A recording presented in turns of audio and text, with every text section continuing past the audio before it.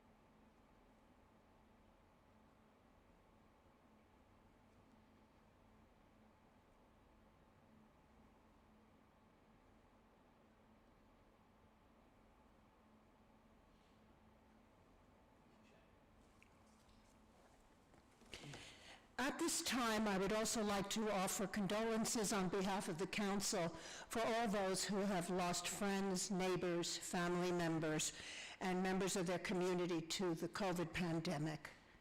We send our heartfelt condolences. Now, before we proceed with the meeting, I would ask members to only switch on their microphones when they're speaking and afterwards turn them off.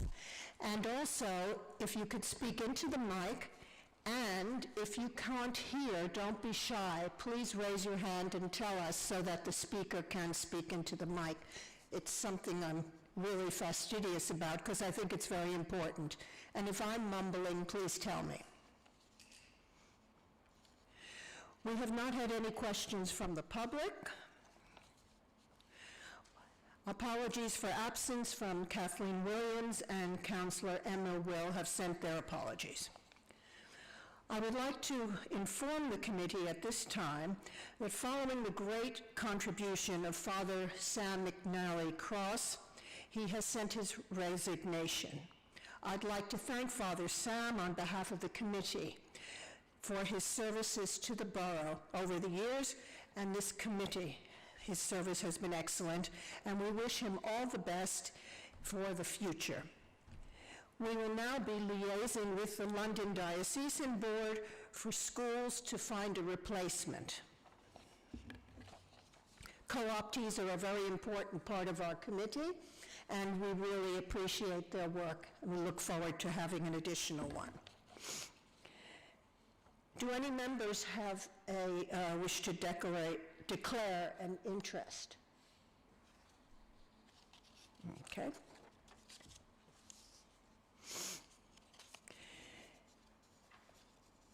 The minutes of the 7th December meeting have been circulated. Does the committee agree to sign them off as a correct record? Agree? Thank you. We'll move now to A4. A main topic on our agenda this evening is looking at serious youth violence. This is a topic that unfortunately has been all too much in the news, and it's an ongoing subject that we are constantly reviewing and making better, and it is not something we can ignore. This will take place in two parts. Firstly, reviewing the youth violence and exploitation strategy and discussing this with officers from the Directorate. And then we will move on to discuss the work of our working group led by Vice Chair Councillor Hamish Adorian and his committee of Amanda Sayers and Estella Gomez, our co-optees. The Youth Violence and Exploitation Strategy. This item is to review the draft of the Youth Violence and Exploitation Strategy for the period 2022 and 2025. This strategy has been informed by local partners, community organizations, and resident consultation, and we are looking to provide comments and feedback before the final strategy is produced and goes to the leadership team. Members of the committee have also produced questions for representatives of the police to answer, and we have now received a response to them in writing, as unfortunately they were unable to attend tonight. I'd like to call the lead member, Josh Rendell, then Stuart Priestley and Stacey Smith to present.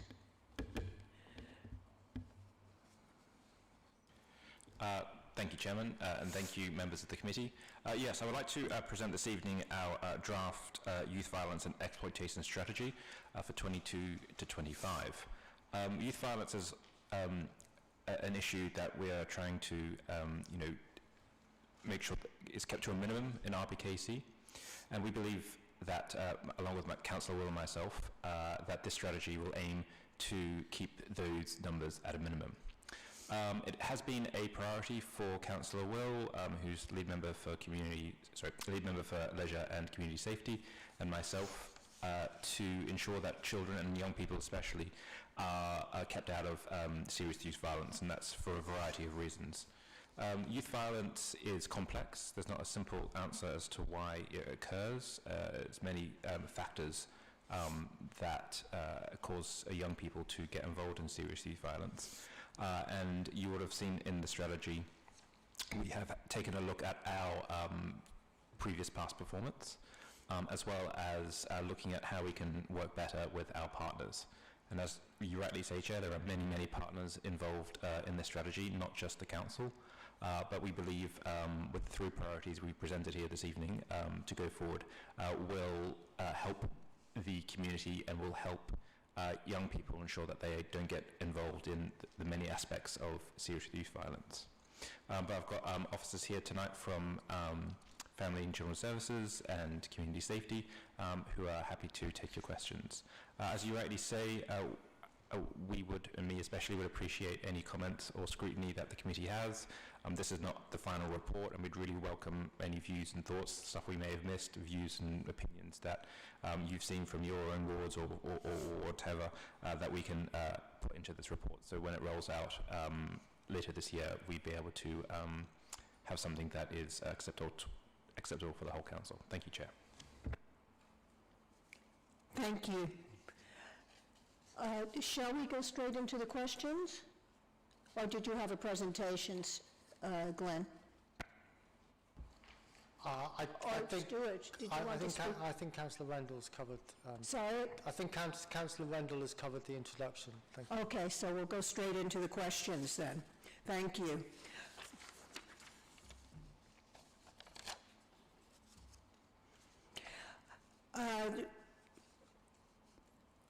I would like to know, in 5.1, you mentioned 12 different sectors that are all working together. So I believe that question has come up from the whole committee, actually, and they'll get into the specifics of it. But can you tell us, are these agencies communicating? Or are they all working independently? And is there a problem, or is it working well? Thank you, Chair. I'll answer the first part of that question. So part of this new strategy that we've suggested is to ensure that the partners all work together and have proper information sharing. As you rightly say, there's the police, there's the council, there's the NHS, there's public health, there's schools, there's all these other situations at play. But part of that is to ensure that information is kept open and accessible. People do share, case studies, advice, whatever, with their relevant partners to ensure that occurs. In terms of how that is kind of brought together, I may ask, I guess, Stuart or Stacey may be able to answer that question specifically in terms of the operations. Thank you. Thank you. If I may, it's a really good question. So there are a number of fora that we have locally where we consider both strategic and operational matters in regards to our partnership response. And it's through these structures that we kind of hold the partnership and deliver our outcomes around serious youth violence. So I'll just touch on those. We have a youth violence board that looks more strategically at youth violence issues and picks up the work of the youth offending team. We have a serious youth violence panel which looks at those individuals, those young people and children, young people who come to attention who may be at risk of or involved in violent offending. And that's very much an operational meeting that looks at, through partners, in putting plans together to safeguard those children, young people, and reduce the risk. We've also got a serious youth violence network, which is a broad network of volunteering communities and faith organisations working across the authority to working in this area to deliver positive outcomes for young people and young adults around this agenda. So there is a range of activity through which we coordinate and drive the different work programmes which are reflected in this strategy. Stacey holds much more granular detail around this. I didn't know if, Stacey, there was anything you wanted to add to what I've just described? Yeah, thank you, Stuart. I would just reflect on that. I think we get really excellent engagement from our partners. So following if there's a critical incident or if there's any real safeguarding concerns for a young person, and I say young person because we do actually work with people up to the age of 25 in our different services, we get really good representation of those different services. So although we have core members of some of our panels and some of the different meetings that Stuart's spoken about already, we also bring in others depending on the needs and the circumstances surrounding each of the children and the young people that we work with. So we're quite flexible, I think, operationally when matters arise that we feel like we need to get a whole team around that family or those young people that I've identified, and that includes across our borders as well. So we're talking about partnerships within our local authority, but we also have very good relationships with those who sit outside just our BKC as well. So quite a number of these things aren't just focused within our borough boundaries. So we do share information and bring in partners where it's affected, where families may, where incidents and things that happen affect those communities across our boundaries as well, with Hammersmith and Fulham, Westminster and Brent, that are all our bordering boroughs. Glenn? Thank you. It is a really interesting question and is quite broad in some respects. More recently, at the local Safeguarding Children's Partnership, the matter of accountability and governance in relation to serious youth violence and adolescent risk was discussed, and it was felt that there needed to be a review of some of the governance structures that are currently in place. From that review, if it was felt that there was needing to be an oversight board, particularly in relation to serious youth violence, then the Executive Director of Children's Services has agreed that she would be happy to chair that, but that would be subsequent to the outcome of that review. Thank you. Yes, Charles, I think your questions go along with this discussion. Yes, well, I've actually got a slightly different angle. Yeah, I mean, because I was quite honest with you, I don't really like this sort of report. It's all about structures and, dare I use the word, bureaucracy, and a lot of the terminology has to be explained. What I did warm to was the annex, the young person's journey, because I want to know about what happens to the young people.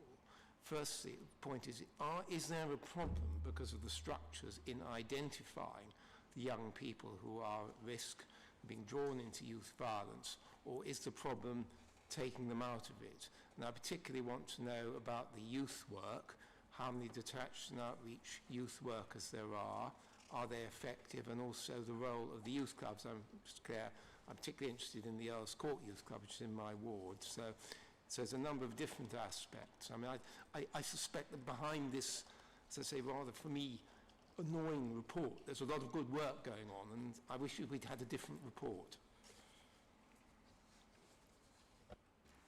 Thank you, Councillor Williams. I'll probably get Natasha to come in and answer the specific questions about DOT.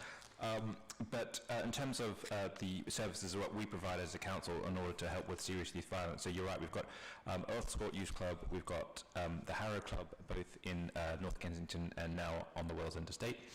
We also have Robbie Portobello, you know, and all the other youth centres that we have in the borough as well. We obviously provide funding for those services to ensure that there's a safe space for children and young people to go. I know in some instances that Harrow Club, especially in the Wales End, has provided that really great safe space for some of those people to ensure that they are kept off the streets, or they're kept away from danger. So having those areas there is really important. I know Abdi at Earls Court Youth Club has been absolutely fantastic. The children and young people that come in, they really benefit from his skills and guidance, and he has a really good connection, like all our youth clubs do, with the detached outreach team as well, as the first part. In terms of children who have moved on from that, we also have the youth offending team as well, that kind of come in and help people too. But I'll pass over to Natasha, if I don't mind, who will be able to answer specifics on numbers, where they go, how they're rostered.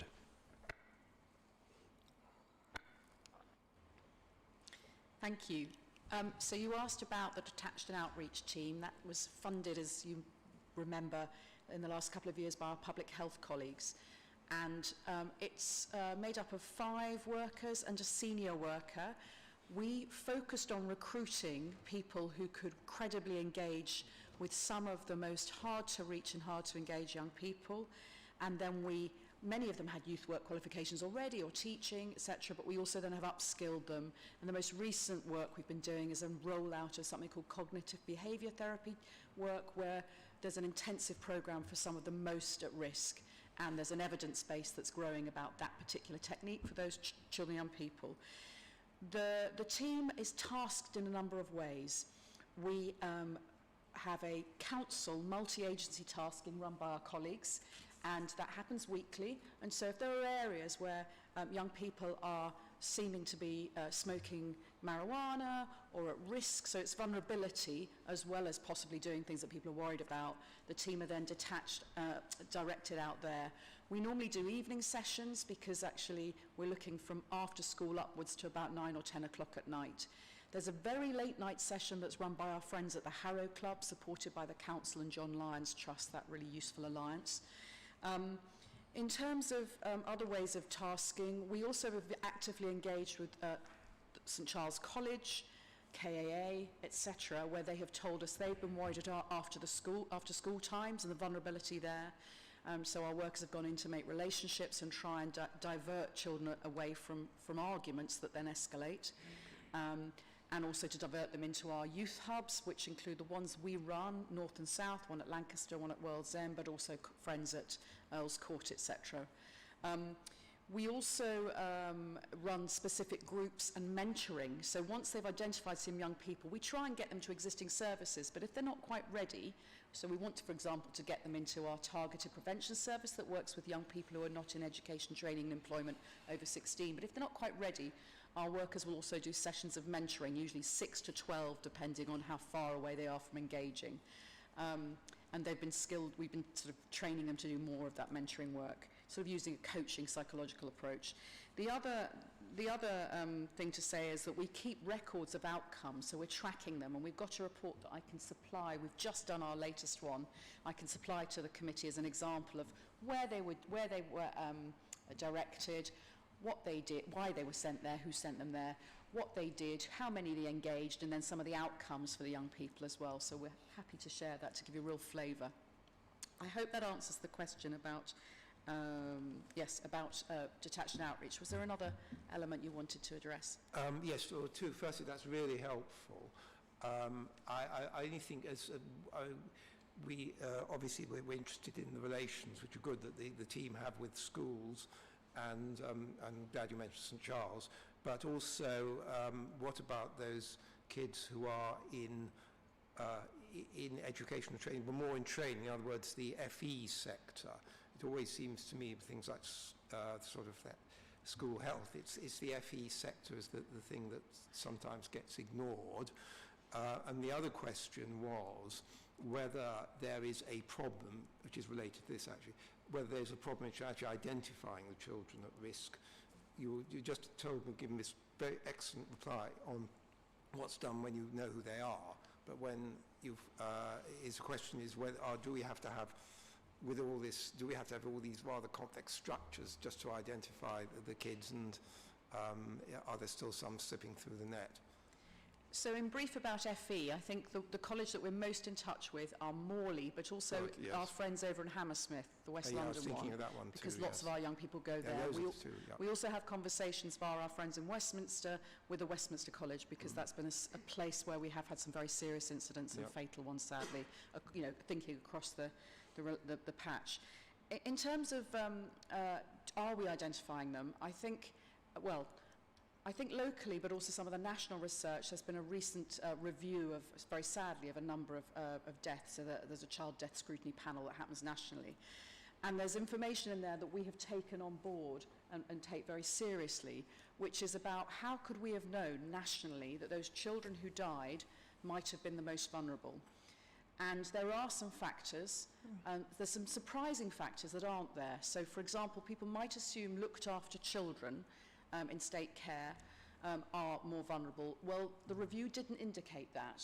What it did indicate, and what is uppermost in our minds, is children who are falling out of education in a formal way, so for example fixed term or permanent exclusion or managed moves, or children who drift away, and we're particularly aware of it now following the pandemic and making sure vulnerable children return to school. And that's why we knew that intellectually and from some of the other evidence, but the review that's just been presented by the Child Death Review has really amplified that for us.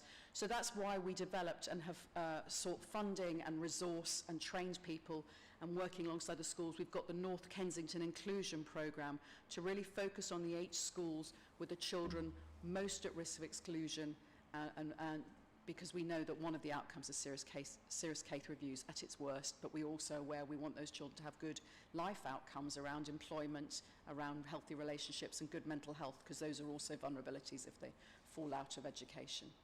Thank you, that's great.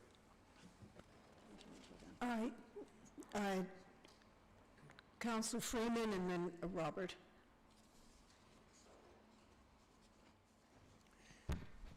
Yes, I sent the chairman a note, and I think a lot of these questions we can answer afterwards.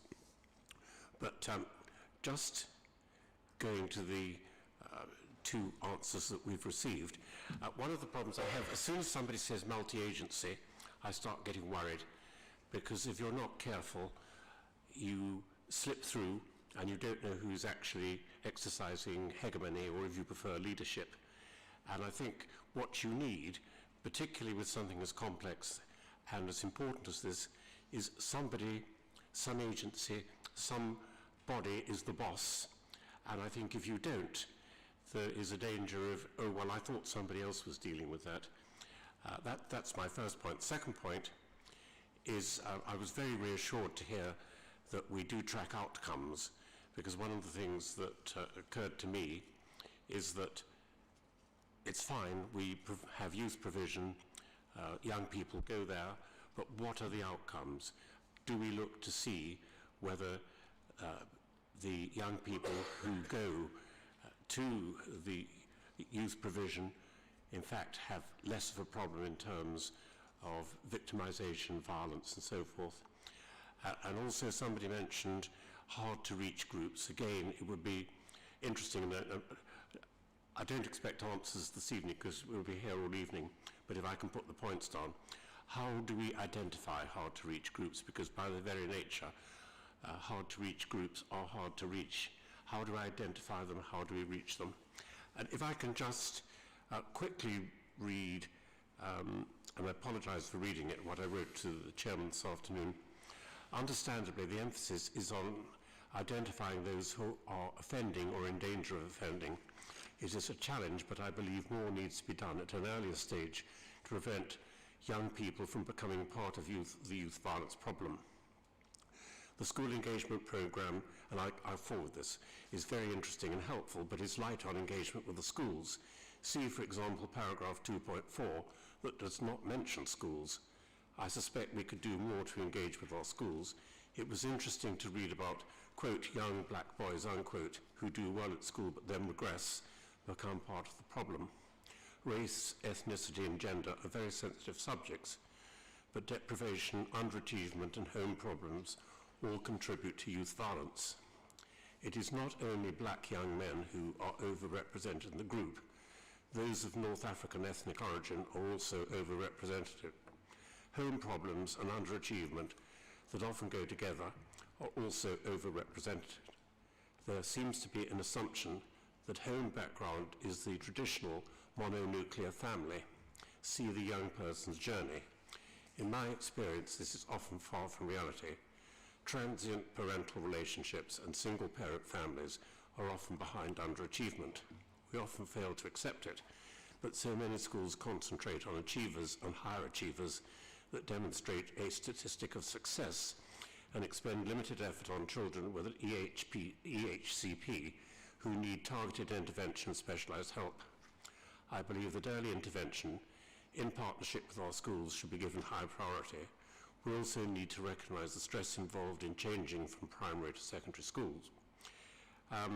There are a number of more detailed points, but again, rather than take up the evening, I can submit those in writing. I don't know, Chairman, do you want me to read them or shall I submit them?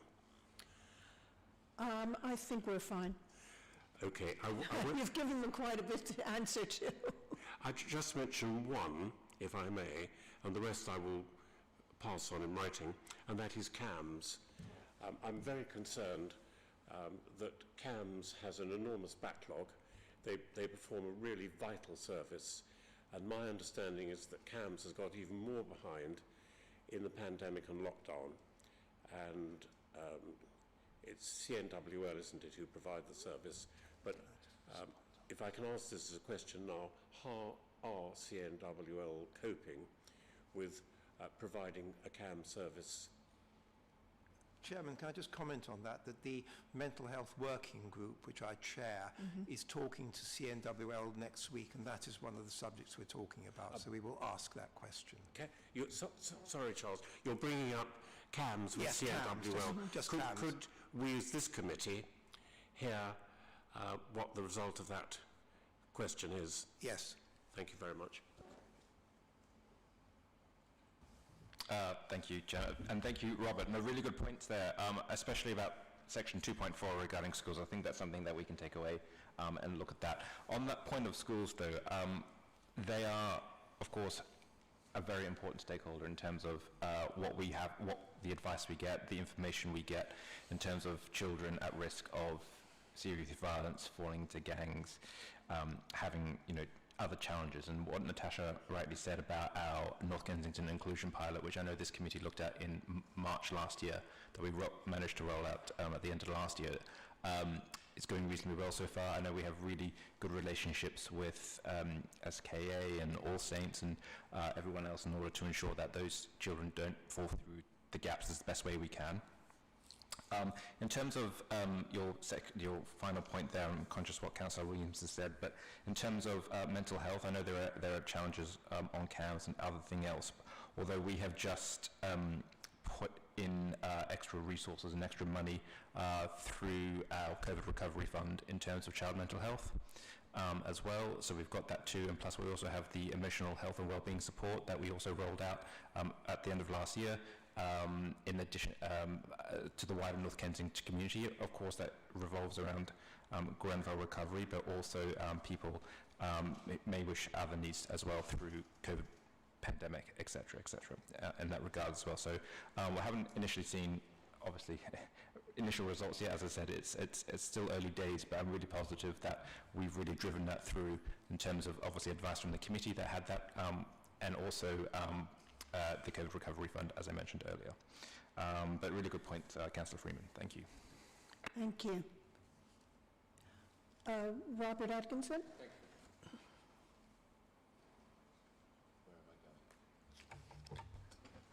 Is that all right? I just wanted to ask about relations with the secondary schools in the borough or joining the borough.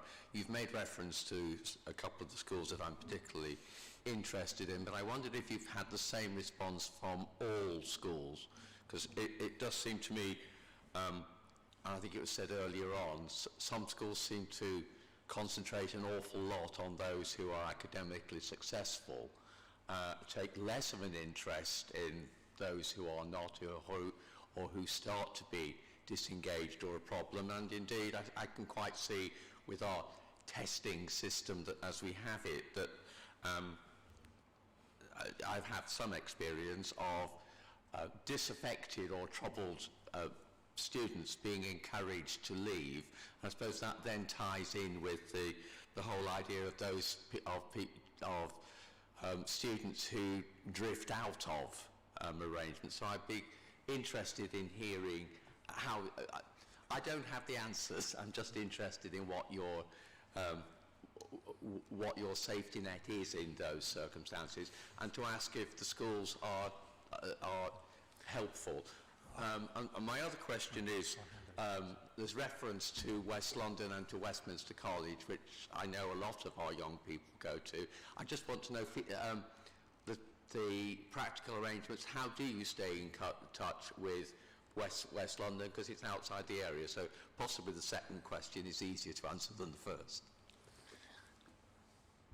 Want me to go first? I'll go first. I'll go first.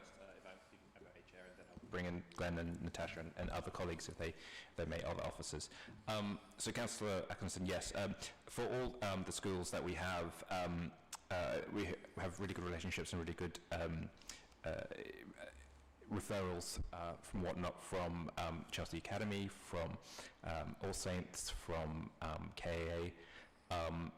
He'd be unsurprised to know we've had challenges in the past with Holland Park, but that relationship is continuing to improve day by day on that regard. So I'm really positive on the direction that is going as well in terms of that. But no, you're right, not all schools are necessarily equal in that respects, but I think as time goes on, we can start to capture some of those students who perhaps, we may have not spotted necessarily from the school referrals to do that as well. But I'll pass to Glenn and others who may wish to comment further.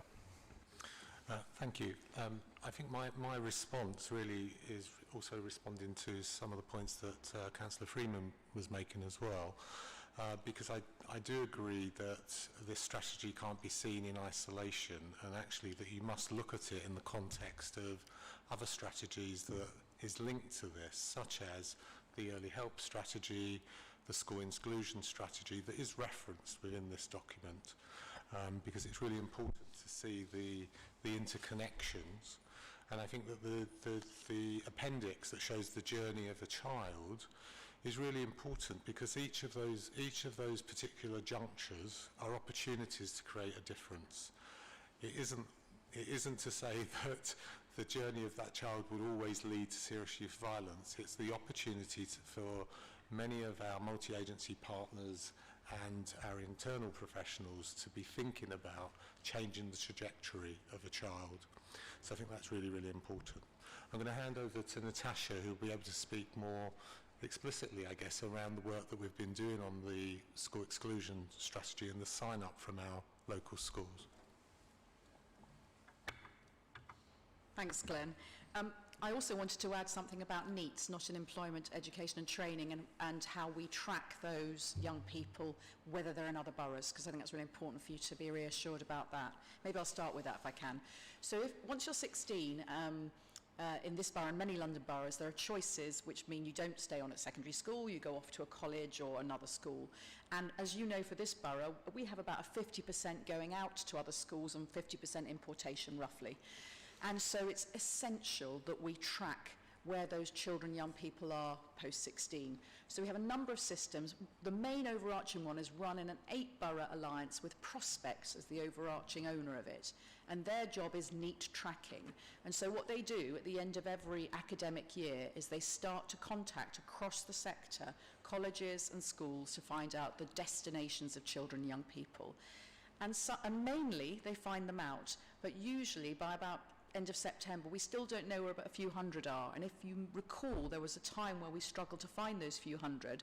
But I want to assure you, by putting that contract with Prospects, and also we insourced into the targeted prevention team the workers to track those young people, phoning, doorstepping, whatever it takes, assertively, we now have very few unknowns. We know where most of those young people are, and those who aren't in education and training, we go and engage with. And our results are improving day by day. Again, I can supply the latest results, and I'm really proud of them. So that tracking, if they fall out of a course, so maybe they do a term and realise it's not for them, we keep tracking, and we're tracking up to 19, and then if they've got SEND needs, we track up to 25, and there's a separate support service for them. So that's those young people. In terms of engagement at statutory school age, I'm really pleased to say that we identified through the data and for North Kensington that we needed to embed workers and do the trauma-informed whole school training, and also the third part is the advocacy for parents through this very complex education system if there is a risk of exclusion. We've set that up, and all 3 schools in the north have signed up, including Holland Park, and we've got workers who've started. And in the programme, and then we've got 5 primary schools signed up and the workers have started. So we've already, in the first half term of full operation, got 39 children on the programme with their families, and we've had really good early signs of improvement. And we measure it on a very data basis, which is school behaviour points. Every school has a different way of measuring behaviour, but behaviour points is a big one. And so we've been using that to see if they're improving. And we also measure other things in terms of the child's well-being, presentation, relationship with school, kind of softer measures, but we are looking at the measures that can simply move a child out of school if those behaviour points get too high. So yes, we've got good sign-up, thank you. And we're very happy to report back once we've had a full academic year, because I think the data will be really interesting then. Thank you. Richard Durkee, you had a very interesting question. Well, I don't know about that, Janet. I hope it's going to be useful to colleagues.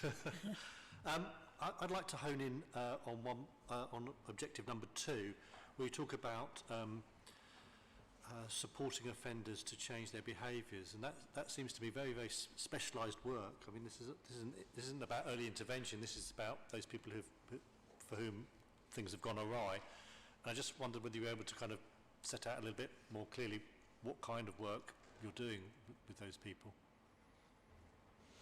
Yes, I'm happy to. And Stacey might want to add something, if it's okay, on those children who don't come to the youth offending team where there isn't a current conviction, but our intelligence indicates that they are at high risk of offending behaviour, particularly in relation to serious youth violence.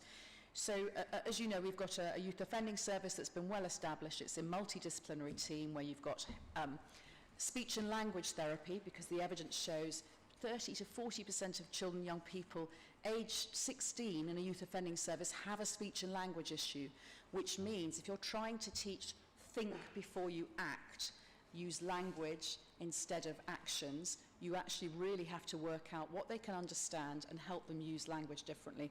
So speech and language therapy sounds a bit odd when you're talking about teenagers, but it's really essential. So we've got a speech and language therapist, We have a CAMS worker who also addresses learning disability and need, because we often have untreated or unrecognised learning disability and need or mental health because children have dropped out of school, they haven't managed to go through those assessment systems, so we start from scratch quite often. So you're first of all diagnosing, if you like, and understanding where the child starts, so that the service has got those elements in. We also have therapists in there to try and work through. We're recognising increasingly in our evidence, in the body of evidence for our work, that trauma underpins a lot of children's behaviour, what they've seen at home, what they've experienced in their communities. And so we're trying to work with that in a way that means that we understand behaviour rather than just label it, if you like. And we then have some evidence-based programmes. There's some really good programmes around trying to stop children using knives, helping children who come into the yacht children, young people saying, I used a knife because I was defending myself, I had to carry it for my own safety, to start working through that and understanding what the lifelong consequence can be for them. We have a number of other professionals in there, particularly employment, education and training, which we've talked about already, but a very specialist worker there, because that's crucial that we get them to reduce reoffending. We really need to get them into some useful activity that gives them a future. I think those are some of the main things we do. Do you want to comment, Glenn? Yeah, I think that, Richard, that's a really interesting question, and it's actually multifaceted as well, because actually we're talking about children who may commit serious youth violence, who are being exploited. And actually one of the things that we probably need to grapple with is those that are exploiting them in the first place. So I do think that this particular objective is broad in also responding to thinking about what are our strategies and our interventions to actually bring to justice those that are exploiting children in this way. And I'm sure my colleagues from community safety would be able to amplify that a bit more. But it is really important that we have a range of interventions that can hold young people to account where that's required, and that's the work of the youth offending team, because that's when an order would have been made, where they would have had a criminal conviction. And actually if prior to a criminal conviction, but they're on the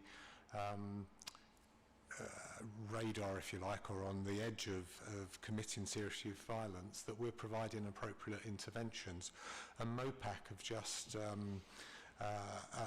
along with, it is MOPAC actually who are funding this, have just funded all London boroughs to implement a particular cognitive behavioural approach targeting particularly young people of serious youth violence. Now that approach is subject to wide-ranging research, because actually what we've got to do is make sure that what we're intervening with has evidence of having impact. So it's early days, but we are training our staff in that approach, and we hope that will be successful. Interestingly, we've got a range of professionals that are being trained at the moment, and we're already identifying the young people to be the first cohort. I don't know if you've got anything further to say, Stacey. Yeah, thank you. I just wanted to add about, I suppose, reflecting on those outside of the youth offending service, so where there's not a statutory engagement with the young people and young adults. Could you speak into the mic, please? Oh, sorry. Yeah, for those who are outside the statutory of the youth offending team, and also over 18 as well, because our services outside of that do go into young adults as well, up to the age of 25. And it's a lot, the work that those services do is very complicated, and a lot of it is actually in the initial stages building trust and relationship with the young person or the young adult that they're working with. And that foundation therefore gives them the ability to really work with that person to think about what their growth is, what do they want going forwards, how responding to their own feelings of safety. A lot of these people have, they've had trauma, they've witnessed very traumatic things, and it can make them quite anxious. There's a lot there to unpick. So we work with St Giles Trust, who we commission in community safety services, to do a lot of that work for us, and they have some really good success. And currently we've got a evaluation project of that work that's being conducted with us by the University of West London, so that we can really unpick what is actually working with that commission service, and actually how can we ensure that we're supporting that as a whole system, because they can't, you know, obviously they can't do it alone. We need to have all the whole system working to make sure that they can support that young person to make some very difficult and complicated changes in their life. And we also talked, Glenn mentioned there about those who are exploiting others as well. So we haven't talked much today about police yet, but police are a really important partner as part of the strategy work, and we work very closely with them. And you know, unfortunately, on circumstances enforcement, it does need to be the approach to protect communities and protect young people. So we do, you know, as I suppose we've worded it there in the strategy, we do make sure that that's alongside support. The services that are non-statutory, we don't have any end time. You know, we will work with that person as long as it's needed. We keep it open as long as they're engaging, as long as we think that the service is helping them and they feel like that it's helping them with what's happening in their life. We will keep that open, and that might be alongside police enforcement as well at the same time. So we do get back to that multi-agency approach. We do try and keep lots of different approaches to make sure we are getting justice for victims, but we're also making sure that we can try and reduce the number of future victims as much as possible by working with those people who we think are at most of risk of harm to others and themselves, sadly. Thank you. Would anyone else like to ask a question? Okay. Hamish? Yes, thanks very much. A couple of questions, if I may, Chair. What I really wanted to ask about is what would you identify as the kind of key differences between what's in this strategy and what we're doing now? Are there fundamental differences? Is it essentially a refreshed version of what we're doing now, some enhancements, or is there something fundamentally different? So yeah, let's start with that. I've got two other ones, but I think that's a good one to start with. Thank you. I think for me, the biggest difference that but if you look in the delivery plan that's outlined in this strategy, is that we want to do more community engagement work. That's been a real barrier, I think, in the last 2 years with COVID, and we haven't been able to engage as much with the communities as we've wanted to. So a big push is, as part of this strategy, is that we want more, we want to work with the local communities more, listening to what they think will work, also improving kind of the knowledge and awareness of spotting the signs, so that we get more community-based referrals as well as from all our professional network as well. So we are identifying those young people as early as possible and working with the community to think about actually what would they like to see be delivered, and also providing more insight into their view from service users of how our services are working. So I think, you know, we're not starting from scratch, so it is a refresh. A lot of this work is either being continued to be delivered or is in development. But I think that's the area of the strategy where there's most new ambition for us.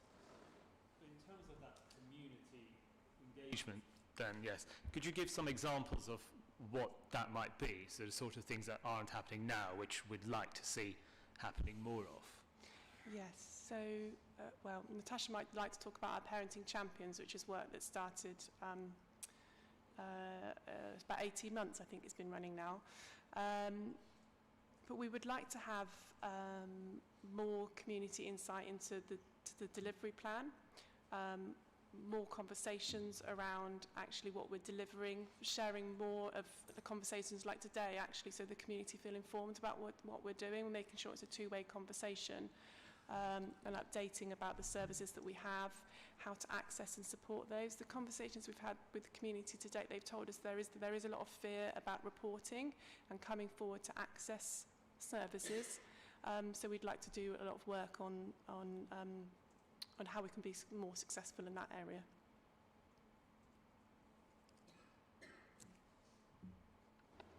could I add a little piece around the parenting champions? So again, they were funded by MOPAC, Mayor's Office for Policing and Crime, and the VRU, Violence Reduction Unit.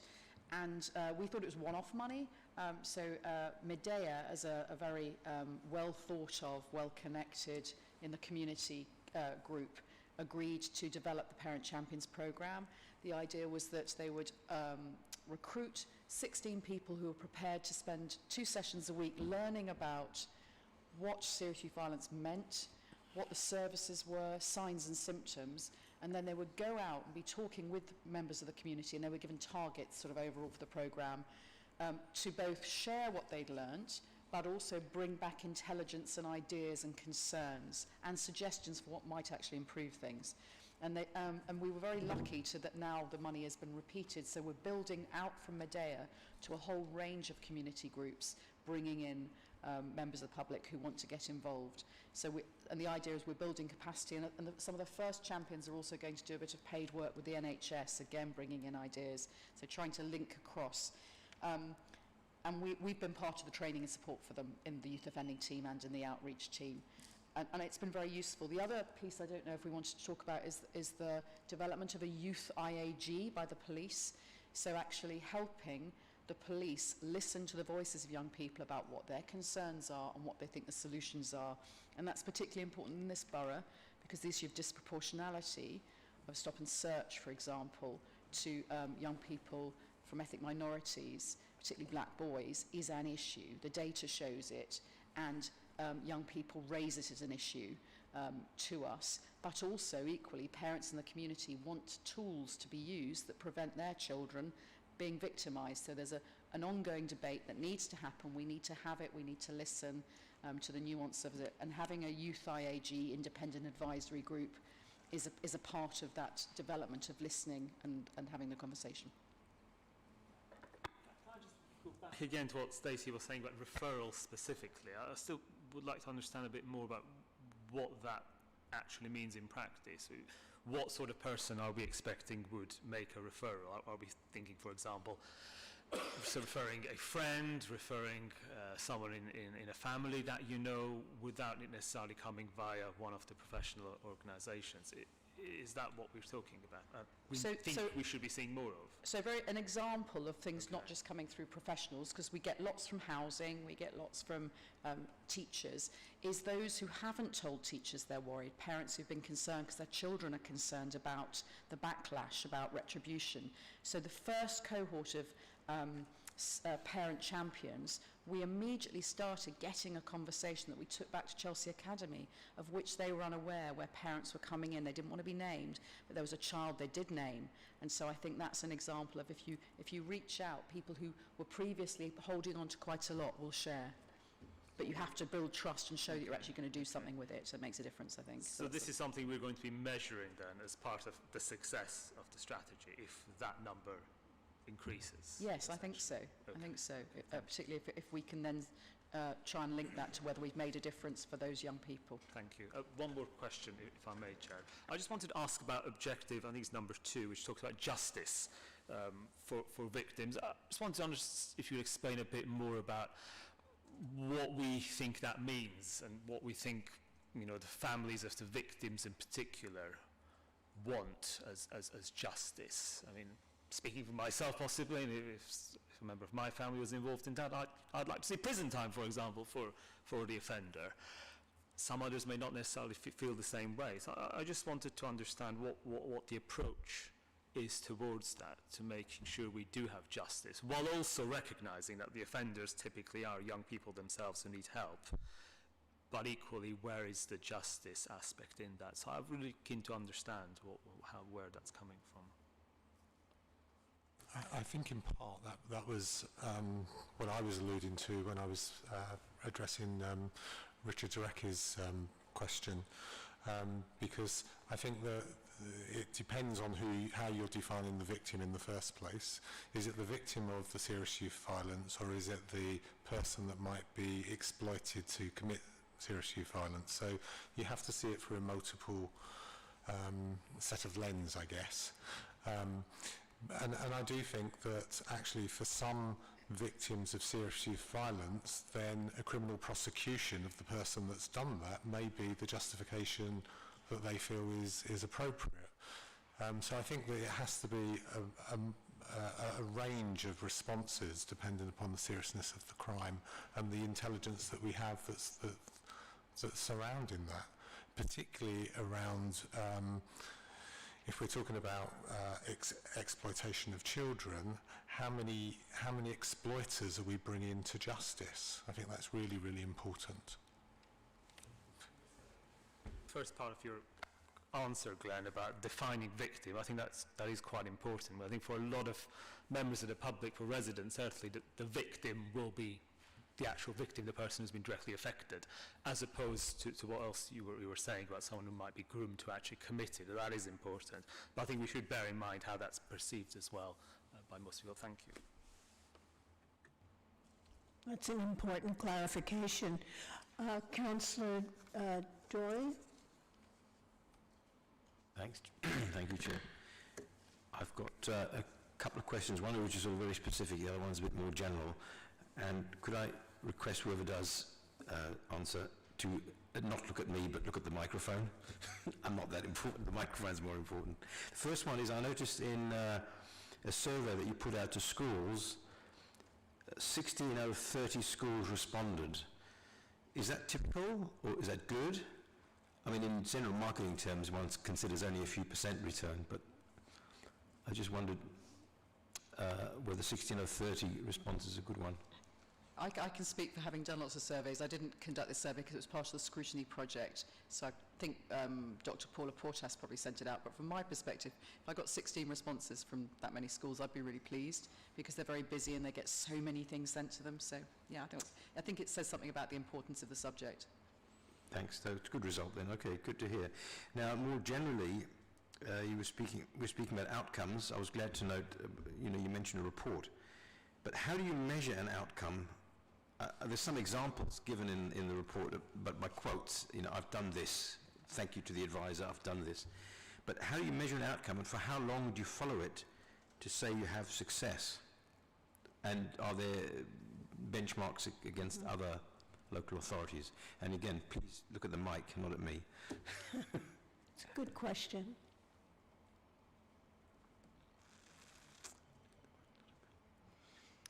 Yeah, it's not easy because, as you're right, we're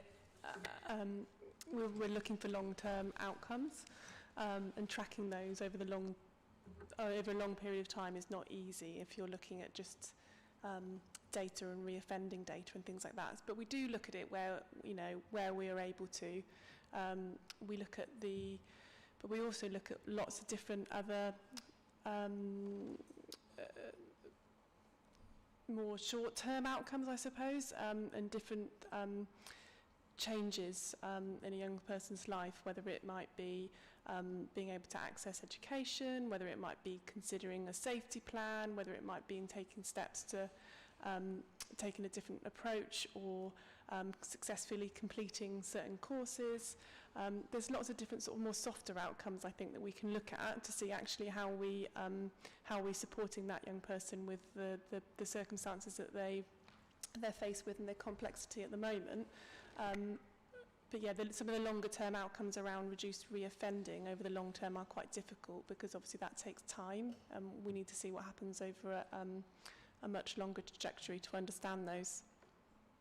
Thanks, because that's the sort of thing I'm thinking of, because you might get someone out of a mess, if you like, and they maybe do better at school or then go to some further training college, but 5 years down the line they could sink back into a bad crowd, let's say, and do bad things. And how do you stop that, or try and stop it? That's, I suppose, the ultimate question. Short term is great, but long term is more important, isn't it? Because that affects society. So is there any, I think Mr. Priestley wanted to say something, is there any way you have of doing something or following it or something? So just to try and outline a little bit around the kind of the outcomes piece, and then I'll come back to that specific longer term piece story. So you'll appreciate that the strategy is is a partnership strategy and covers a kind of breadth of activity. I think Stacey's articulated some of the kind of more granular type of outcomes that we will measure around young people who are subject to our, who come in and are considered by the youth violence panel. We will measure the risk of their offending and the severity of their offending as a result of the multi-agency plans we've put in place. And we'll do that over the period that they engage with us. We'll also monitor outcomes from our engagement with residents, from our training.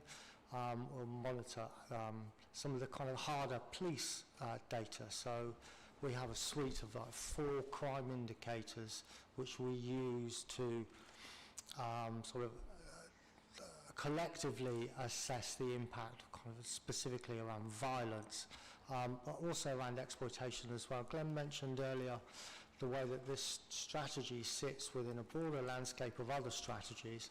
Another strategy which is key to this is modern slavery, and the modern slavery in the context of county lines and exploitation with county lines.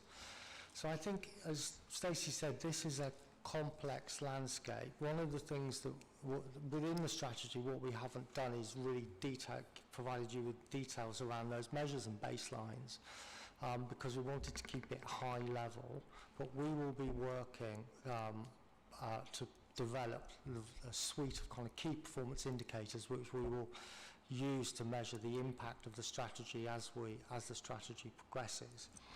In response, I think, to what you were asking, Dory, about individuals who may be subject to support services and may make significant changes, and then later on they may come to our attention again for these type of similar situations. We don't have a mechanism to necessarily, within the community safety, we don't have a mechanism to necessarily track them, and I would say that there may be some data concerns about kind of holding that level of information when someone is sat outside of the criminal justice system, or we don't have any formal means by which we can monitor them. But because we do have a broad, I think, an effective network of services and the partnership, that what we find is when people do come to our attention again, we can swiftly respond to them via our partnership processes and arrangements that we have in place. I hope that adds to the question. I think we'll move on to the second part of the scrutiny review, and then you can ask your question. All right. Okay, because thanks very much. probably your question and Robert Freeman's can be, thanks very much. can be asked of Hamish as well. Yeah, just a very substantial report. Thank you very much for doing it. Thank you very much, really, for your attention to detail and cooperating with our questions. We'll now move on to the second part of the scrutiny review, and the committee will look at serious youth violence and refer to our ongoing working group on the subject. And I stress ongoing because it's a work in progress. And the group consists of Councillor Hamish Adorian and Amanda Sayers, our lovely co-optee. I'd like to pass now to Councillor Adorian to inform the committee of some of the recent results of their stakeholder engagement, please. Thank you very much, Chair. Yes, as Councillor Evans said, we've been doing a working group on serious youth violence, trying to engage with the community, with schools specifically throughout the borough, to try and gain perhaps a different perspective. And I appreciate quite a lot of work has already been done by the Children's Services Department on this. Also a perspective really on the problems of serious youth violence in the borough. Speaking to parents, we put out a call for evidence. We'll be organising a private roundtable soon with parents who've been directly impacted by serious youth violence to gain a more personal perspective as well. And we've been sending out a survey to all maintained primary and secondary schools in the borough as well as alternative provision establishments. And we've had some pretty good responses. We'd have a total of 14 primary schools that responded to us. We had 5 secondary schools and an AP facility responded as well. So some really, really good response, detailed responses, quite in-depth responses to the online survey. We followed that up with a roundtable as well with senior leadership members from quite a few primary schools. How many exactly? Secondary schools. How many came in the end? About 5 schools ended up participating. And thank you to Councillor Evans for stepping in at the last minute when I wasn't able to attend in person. And we had a really detailed, in-depth, very frank discussion with the senior leadership team members, and mostly head teachers were present there. They set out in very frank terms some of the challenges that their respective schools have been facing around serious youth violence, whether or not their pupils directly experienced it in school. They talked a lot about some of the incidents that had happened maybe outside of school, about ex-pupils as well, about pupils who may actually have been doing quite well when they attended the school, but then afterwards ended up committing offences, for example, and by siblings, by other family members, schools ended up hearing about this. So there was quite a lot about that. They also spoke in a lot of detail about some of the strategies they themselves at schools had tried to put in place to try and address this, how they worked with the police, with the council, and of course that was interesting to hear as well. There's quite a lot that we could talk about, and you'll have seen the paper that summarises the online survey. So I should make clear the paper that we published today is an anonymised version of the online feedback. We are working on the detailed notes from the round table as well, which goes into even further detail. And all of that evidence will be used by us to inform a series of recommendations, which we'll bring to the next committee. And I certainly hope, I'm sure Amanda does as well, that what we recommend will complement all the work that's already been done on the strategy. I mean, I don't foresee there's going to be anything that's going to dramatically be contrary, I think, to what's in the strategy. If there is, of course, we'll put that forward and talk about it. But I do hope that we'll be able to bring an additional perspective, maybe some specifics in terms of programs, in terms of how some of the strategic aims that you've described can actually be implemented. So I hope we can contribute in that way. I'll just end by maybe touching on one of the things which I took away from the evidence, which is about accommodation, particularly in RBKC. I suspect many of us here who live in the borough, we live in flats, relatively small ones, and if you are, a number of their teachers and senior leadership team members commented on this, and I know this from my own experience as a school governor as well. If you live in a small, overcrowded flat, you reach a certain age, you want your friends over. If it's a small place, particularly exacerbated, I suppose, in COVID times, where do you go? You can't invite all your friends over. There's 5 or 6 of you. There's mum and dad. There's younger siblings. It's not going to work. So you go outside. And all your friends are in the same position as well. You can't go to another friend's house. So you end up on the streets. Now, I think it's worth saying that shouldn't be a problem. And the streets should be safe. And certainly in RBKC we have a lot of we have parks, we have good open spaces, and we continue to develop those. But if you're consistently forced out of necessity to be outside on the streets, particularly in the evenings, the probability that something may happen just naturally increases, which is why the importance of the youth clubs, after-school provision, safe spaces managed with competent adults, professional adults who can assist young people is just so important. And of course we've been doing a lot of good work, I know, with the youth clubs. When it comes to the schools, I know a lot of the schools are keen to see how they can increase their after-school provision, in particular, providing a good wraparound service if the home environment isn't the most ideal place for the children to be. So trying to extend that, I know, is incredibly important. Obviously, there's the question there of funding and how that can be put in place for those children who need it, so a safe environment can be provided for them for those critical years going towards post-16.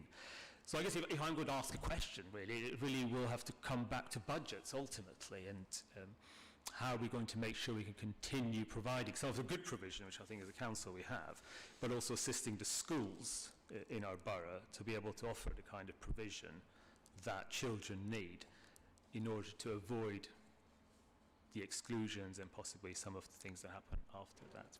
Thank you, Chair. Thank you. Amanda, did you want to add? Yes, I did. We did certainly hear a good many very helpful things from the secondary school sector, because as many people here have said, it all starts early, and it's all about inclusion strategies, which the council's working very well on, and the partnership with those schools. I also would like to highlight the excellence that we have in this borough in the alternative provision sector. And one of the things that came out of the meeting with the secondary schools was the partnership of those secondary schools with the alternative provision, both on occasional placements, then sometimes following a permanent exclusion. Our children are not just left to fall by the wayside. They are looked after, and I think certainly Schools Forum has made sure that the alternative provision has had extra funding where it's needed, so I think that's been helpful. And then the other point I just wanted to highlight, for I can't remember who made a comment about, well, it was alluding to off-rolling. Of course, Ofsted now are all over that, so schools are very aware of that. And so where once one might have been a bit clever with not having the right children staying through school, certainly in the schools that I'm involved with, or the schools I'm aware of, there's a huge amount of emphasis being put on those most in need, the vulnerable, both the HCPs and those on the SEND register, and those just who are more vulnerable. So, yeah, that work is obviously ongoing, and we have to keep an eye on it, but I think there's definitely been a turn for the better on that front. Thank you.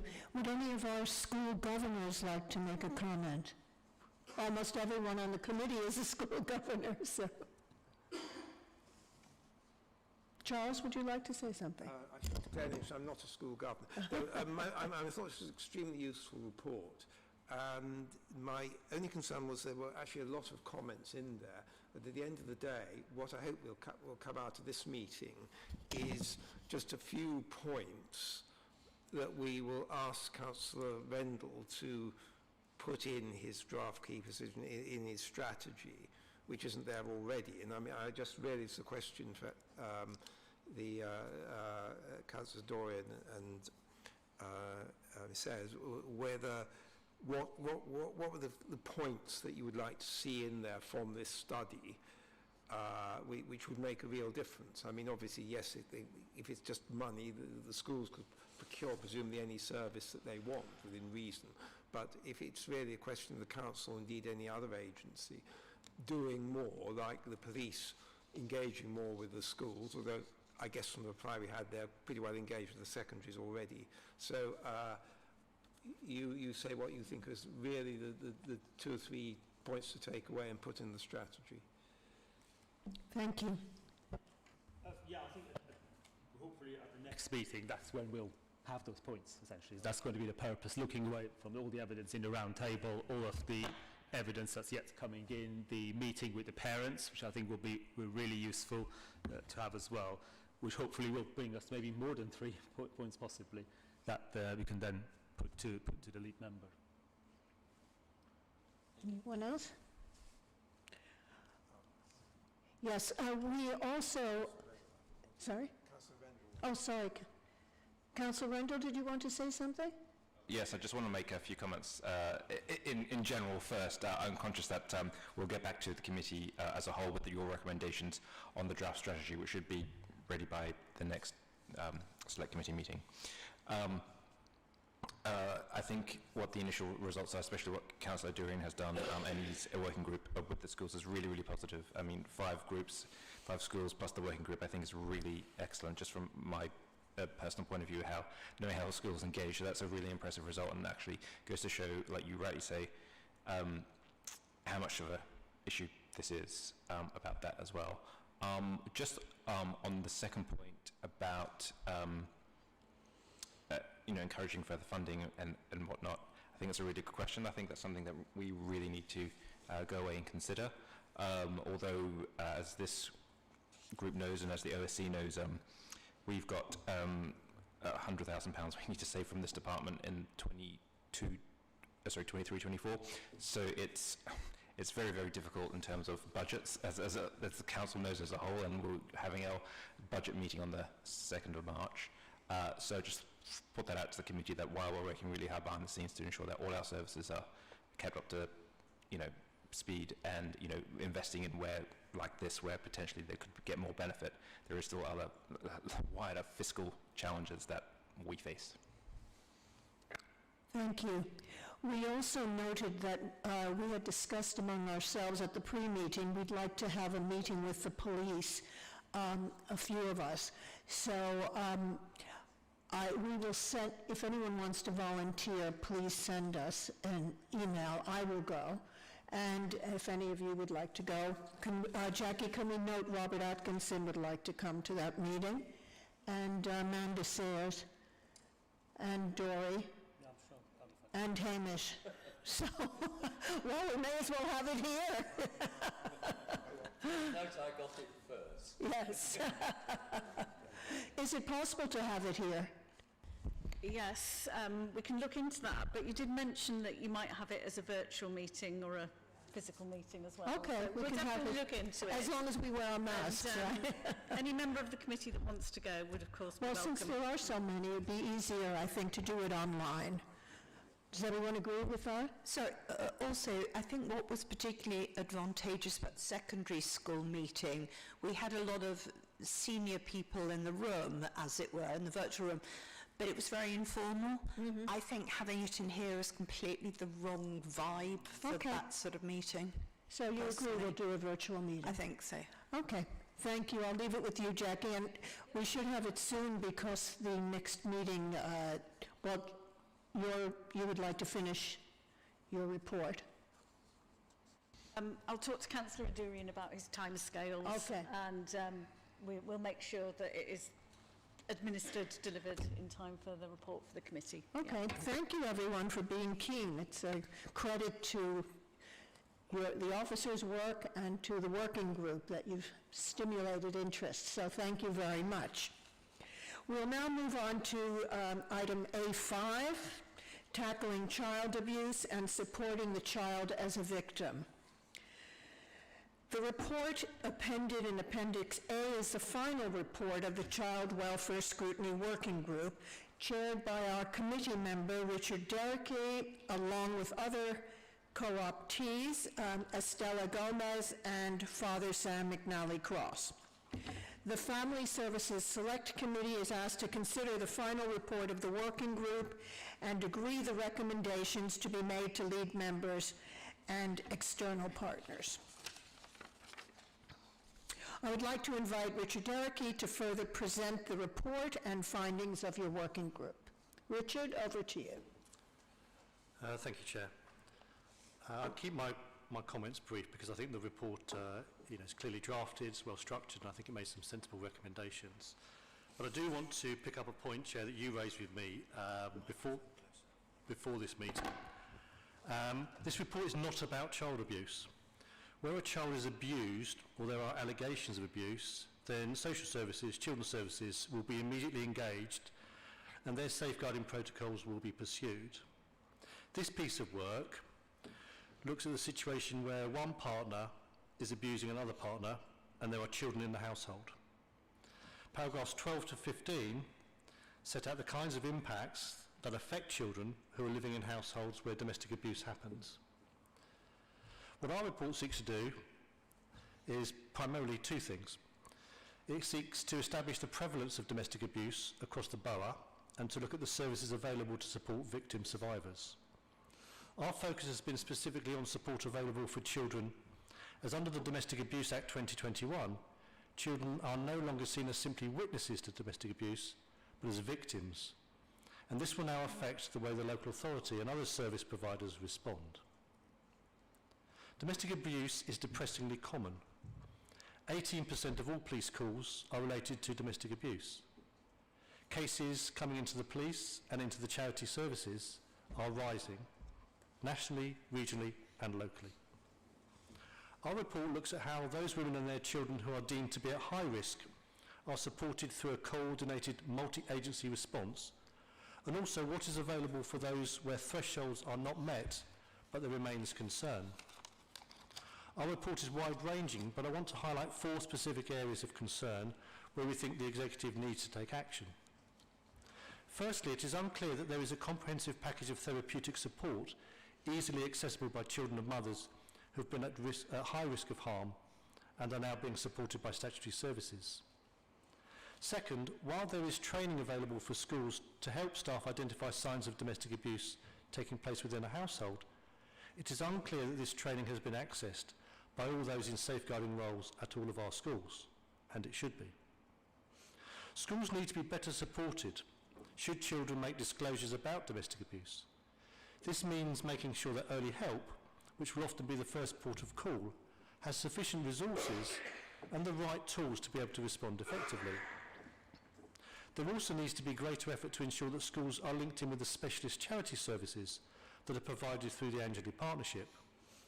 The Tri-Borough Commissioning Framework emphasises support for those at high risk, but the charities have huge experience in terms of support for women and girls that can and should be shared across the school network, and we make recommendations as to how those links can be strengthened. We hope the Executive will use our work to ensure that the support available for children who are victims of domestic abuse is easily accessible, tailored and effective. Finally, I want to thank colleagues on the working group, Estella Gomez and Father Sam McNally, and officers who gave us great support from the scrutiny team and in governance. And finally, again, to all those across the different services who gave us their thoughts and shared their experiences with us. Without their help, this report would not have been possible. Thank you. Richard, Estella, and Father Sam, thank you so much for your excellent work. I would like to start the questioning, and I'd like to know what support is going specifically to the families.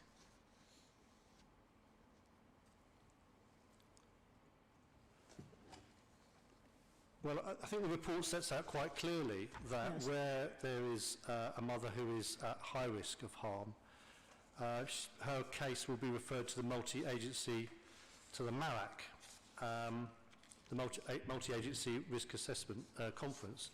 And through that process, a multi-agency response support package will be put in place to support the mother. The focus that we had is really on the child, which is what our terms of reference is defined for us.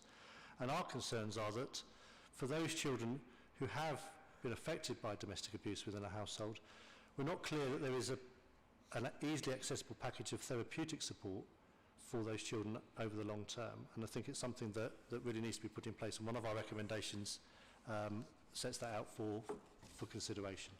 Yes, that was my question. It was for the families who are around the families and mental problems and the emotional problems that do come up. Mm-hmm. And thank you for answering that. So you addressed it as well, that there is an issue here.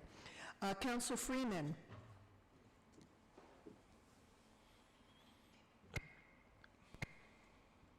I actually haven't got any questions. Okay, I have one that you submitted. Would you like me to say it? Yes, please. Okay.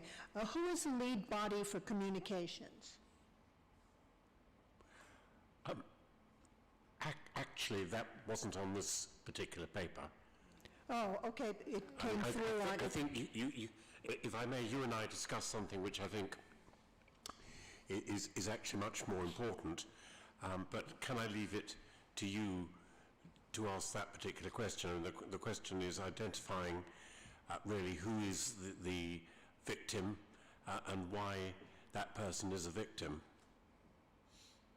Shall I mean, I thought you were going to ask that question. Yeah, sorry, this was submitted to me. No, I'm sorry, I probably misled you. Well, I think you just answered it. Who is the victim? The point really in your report is that the child is the victim, who is... Yeah, well, with a change in the legislation, my understanding now is that the children are seen as victims of domestic abuse, whereas previously they were seen as witnesses, and hence the statutory services that are providing support to the mother now have to broaden their remit and consider more carefully the kind of support they can offer to children in that situation. Hence our recommendation about the need for ensuring there's proper therapeutic support to those children. Yeah, and where is the aggression coming from? I mean, that is the other question. And all right, sorry, let me put it another way. There is a traditional view which you've referred to, and that is the child is the witness, and the child is the witness usually of the mother or female figure in the household being abused, maltreated, and so forth. But that's probably an underestimate of the reality of what goes on in the household, particularly with, again, referring to transient relationships. And frequently there is a figure in the household that has very little relationship to the child, and the victimization often comes that way. And the other thing is we have a fairly sexist view that women aren't the aggressors, it's men. But we've seen recently in the cases that have come before the courts that's not true.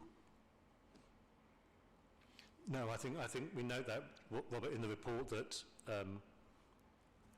domestic abuse within a household can take place within any kind of relationship, but that the overwhelming majority of cases are perpetrated by men on their female partners. But we do recognise that there are incidents where the violence will be by the female on the male, or within a relationship that perhaps is non-traditional. Sorry, I don't want to sort of, excuse me, putting this way, rabbit on, but what concerns me is that frequently women ignore what's going on, and they have a relationship which is tenuous, and rather than damage that relationship, they are perfectly prepared to see that sort of victimization of the children taking place, and that is very worrying. And I mean, I speak as somebody who has been married for a long time to someone who's a psychiatric social worker and special needs specialist, and the number of occasions where she saw the female figure in the house turning a blind eye to what was happening because she felt it was endangering the relationship with the man, who may or may not have been the father of the child, or sometimes another relation. And I think we just have to realise that that's going on, and it's a very real risk. Yeah, noted. Thank you. Are there any other questions? Yes, Robert?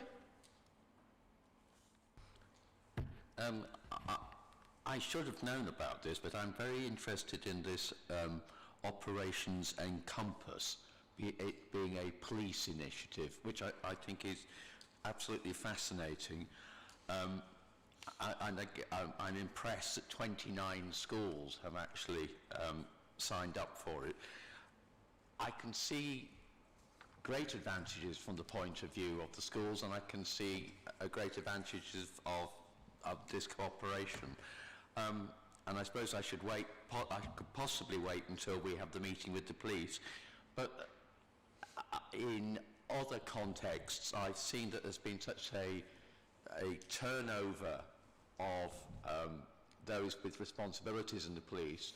I'd like to, well, I suppose basically I'd like to know more about it. Has Operation Encompass been going on for a while? And I suppose I want to ask the schools, are they satisfied that this actually is a working relationship from the point of view of the police? Robert, yeah, Glenn will be able to know how long it's been going on for, but I think it's been going on for at least a year. And the feedback we had from schools was very positive. they thought it was really, really very helpful for the police to give an indication that something has been going awry within that household.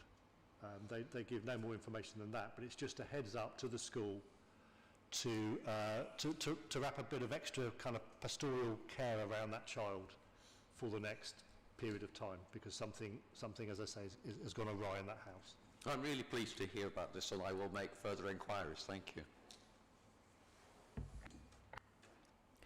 Richard, if you could change one thing, what would you change, besides your recommendations that we're going to get to in a moment?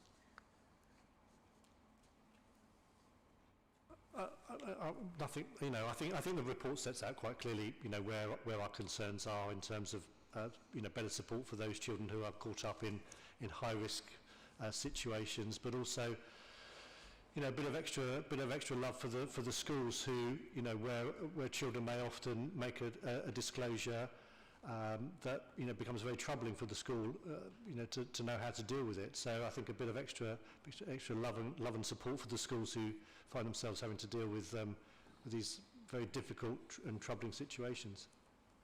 Thank you. Okay, we will now vote on the recommendations proposed by the working group. They are on page 4 in your packets or online.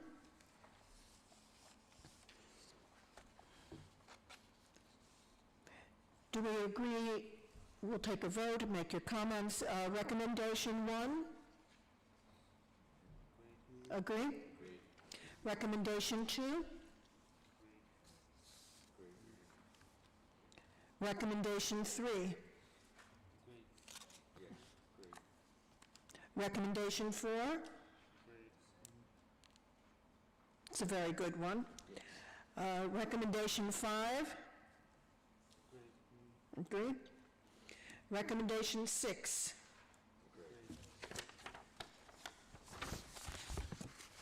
Recommendation 7? And recommendation 8? Okay, thank you.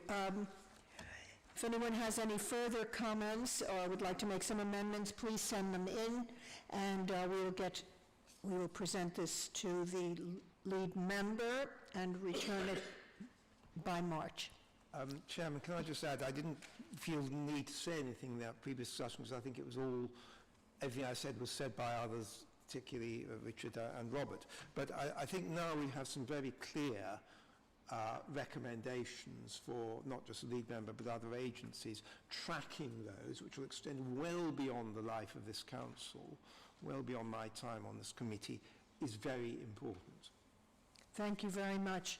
I agree with you. I think the tracking is really is a basic for success, because there are so many things and offerings, provisions, and different agencies, and I think the tracking will really lead us to a successful future for some of these young people. Now we will go to A6, a review of the Select Committee Work Program. Sorry. Oh, did you want to say something? No, can I just go back? Who's... fine, it's going to the lead member, but who is actually going to do the follow-up on it? Who's going to do that? When you say follow-up, do you mean who is going to ensure that the recommendations are actually implemented? Jackie? The scrutiny team will do that. So we've got the recommendations tracker that's appended to the work programme report here, and also the recommendations from all of the select committees are reported to the Overview and Scrutiny Committee. So although we'll have a new council after the elections in May 22, we will continue to provide councillors with the information from work that's still outstanding from the previous council. So obviously not all of these things will be done by the local elections. They'll take time to work through, but we will continue to make sure that they're monitored until they're completed. Okay, because I mean, you know, it's one of my sort of great bugbears that if we're not careful, an awful lot of work goes into this excellent reports are produced, and then they go onto a shelf, and it's not followed up. And I'm delighted that there is a tracker, because it would be a pity that such good work was not actually put into practice. Thank you very much. Yep, just to confirm, we'll definitely be doing that. Thank you, Robert. Yes? Chair, could I ask, when will this report be presented to full council? Can we do it at the next council meeting so that those of us who won't be here after the next election have an opportunity to commend it? I'll talk to my colleagues in government services and ask for some space on the agenda if that's what the committee are asking. That would be very much appreciated. I mean, I don't want to get into a general debate about the way in which the current system of scrutiny is working, but it does seem if we're going to get reports only at the end of the year. I mean, I've noticed there's been a sort of a dearth of paperwork at full council. If we could get this to the next council, you'll get other councillors, including those who are going to be around after the next election, would be able to take advantage of our experience. Just to confirm, we worked to the statutory scrutiny guidance that came out in 2019, and one of the clear recommendations within that is for scrutiny to get its reports to full council, so that the wider council are aware of the work that you're doing and to inform but also engage other councillors. So I'm sure there's lots of councillors who are not on this committee who would be interested in the report. So yes, Thank you. We will do that. Thank you, Chair. Formally second, what I think this is a formal process. Mike, It's been formally recommended by Councillor Atkins, and I'm happy to formally second that we refer to full council. Excellent.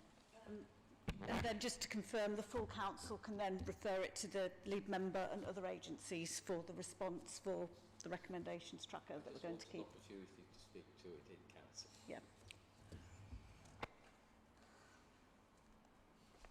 I look forward to hearing from you, Robert. We have several councillors here who are retiring. It should be very interesting.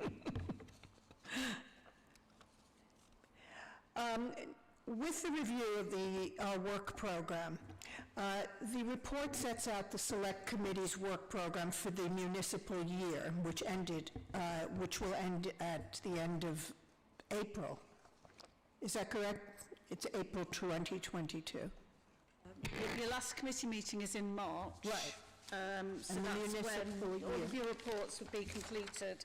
So it is 21st of March. 21st of March. After that, it's pre-election period. soon Okay, after that. thank you.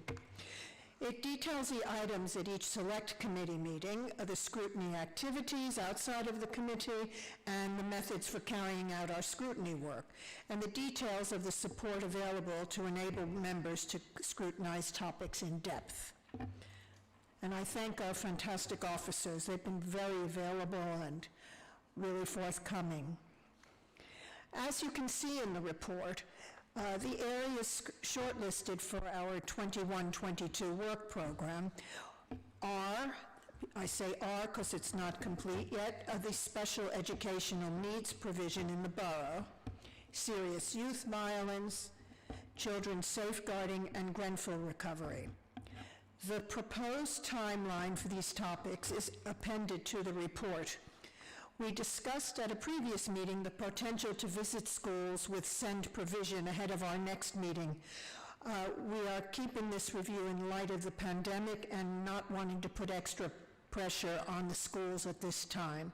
It's most unfortunate that we weren't able yet to make any school visits, but we cannot add to the issues that the schools are suffering with attendance issues. I'm very happy that we will be adding, that we will meet with the police and that so many people have volunteered to come to the virtual meeting. Now, I would like to ask Councillor Williams to update us on his ASC working group, mental health, and the issues that go along with our committee. Yes, I think we've actually already covered it. We have to produce a report to the Adult Social Care and Health Scrutiny Committee Select Committee on the 3rd of March, which we are on a very tight time schedule. If we have, it may well be that we have an informal report in addition to that, because we can circulate it and send it to this committee dealing with the subject of CAMS, because as I said earlier, we're going to talk to CNWL next week, very much at the end of our sort of research, and it may well be they have to come back with further information. So there may be a separate report on CAMS to this committee at the end, on the 21st of March. I can't really say at this stage. We're very much on a very tight time schedule because the Adults Committee was brought forward. Thank you.